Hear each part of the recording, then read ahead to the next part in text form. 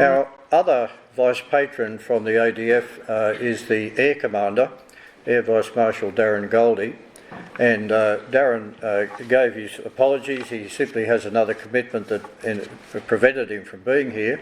But he nominated, and I'd like to invite to speak, Air Commodore Nick Osborne to represent him. And Nick, thank you very much for doing that at relatively short notice. And could I invite you please to come and give an update on the Air Force. Thank you.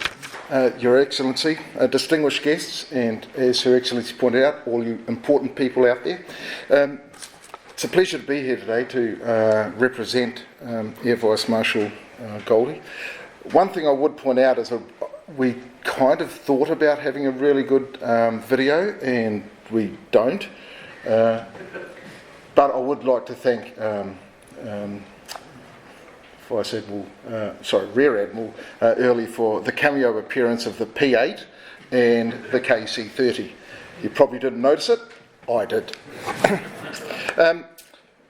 I'm Air Commodore Nick Osborne. I'm the Director General of Preparedness at Headquarters Air Command. So my role is to ensure that the RAAF Force Generation System develops and units to meet the preparedness requirements that are required of us by government. I noticed the excellent commentary that's been provided by our previous speakers, and it's covered much of the AUKUS discussion, so I don't intend to go much further than that. So what I will do is focus more on a couple of themes that Air Vice Marshal Goldie wanted us to consider, particularly pertinent to the RAAF. He sends his apologies. He's in Canberra doing command selections for 2023, which is very, very important. Cover a couple of points. Firstly, his perspective on the strategic circumstances, and secondly, our response as the Air Force and as part of the Australian Defence Force. Just for a bit of background, Air Vice Marshal Goldie joined in 1993. He is a Hercules pilot by trade, but before being appointed to the role of the Air Commander Australia, he held positions in the Military Strategic Commitments branch, and he was also on secondment to the Department of Prime Minister and Cabinet. And it was in that position that he played a significant role in providing foreign policy advice to the Government of Australia. And it was also during that time in PM&C that he established a perspective on his geosecurity strategic circumstances, a perspective I think that is now well and truly entered the national discourse. I would suggest that the government has recognised the significant geostrategic changes that have been coming out. Your Excellency alluded to those, the timeline from 10 to 5 years warning that we're talking about. And I think it's widely acknowledged that we are experiencing the most uncertain strategic environment that we have seen since probably World War II.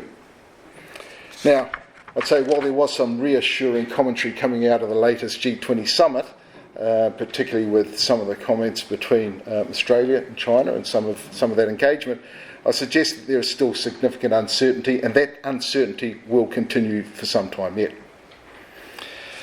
The government's provided a couple of responses that are directly attributable to their recognition of that uncertainty, I think. The first, as we've been previously talked about quite extensively, is the Defence Strategic Review, where Air Chief Marshal Sir Angus Houston and the Right Honourable Steve Smith will present to government early next year.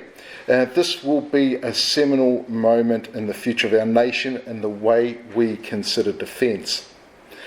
And in March this year, the then Prime Minister Scott Morrison announced the expansion of the size of the Defence Force by up to 18,500 soldiers, sailors and aviators. Now, the Air Commander is responsible for the increase of about 4,500 of those personnel, taking the Air Force from 15,000 to nearly 20,000 personnel. Now, while we do that, the Air Force we've got to ensure that the systems and processes are in place to enable this expansion. And as an aside, Air Commodore Goldie suggests that this might be an excellent topic that institutes such as RUSI could consider, particularly in terms of the lessons we've learned from similar force expansions. through World War II, where we grew the Air Force from 3,700 people to nearly 187,000, or Vietnam, which was the last of our significant growth paths. Now, this expansion is not going to be easy. Our officer training courses in the Australian Defence Force Academy and our enlisted training courses at number 1 Recruit Training School will have to add an additional 500 people per year to their courses.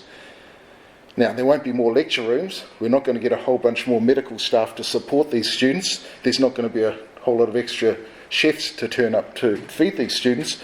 There won't be much of anything new coming in to support this growth. So what we will have to do is train those students with the force that we currently have. That's going to be an immense challenge for us. But as well as the challenge of increasing the size of the workforce, we must also design and train for the operational expertise of that workforce to enable it to respond to the changes in our strategic environment.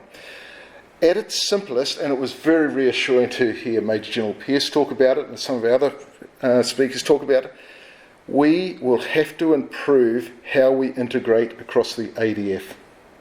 Our Army, Navy and Air Force must work together in a way that I think it currently does not. As we've already heard, there are some exciting developments coming downrange through AUKUS, particularly enabled by that AUKUS relationship. And we've got to learn to use all of those things that are coming downrange to their maximum. The way that an F-35 or an E-7 Wedgetail integrates with the air warfare destroyer or with our soldiers on the ground needs to be seamless and uninterrupted to enable an effective response that our nation demands. Simply put, advanced capabilities require advanced integration. Additionally, we will need to combine our Air Force with one of the most potent air forces the world's ever seen, that being of the United States. The Air Commander of Australia and the Commander of the Pacific Forces spend much time thinking and discussing how the Royal Australian Air Force and the United States Air Force can integrate better. Now, we've already achieved combined operations with the USAF many times in our nation's history, but this new integration needs to take a more complex and more complicated approach to deal with the technological advances that are not only available, but also essential to win in a modern conflict.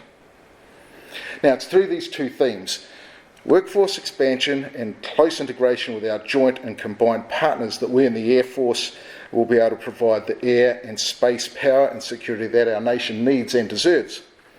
Now, while the AUKUS relationship won't be particularly useful for enhancing our workforce expansion, it will be a major contributor to our force integration.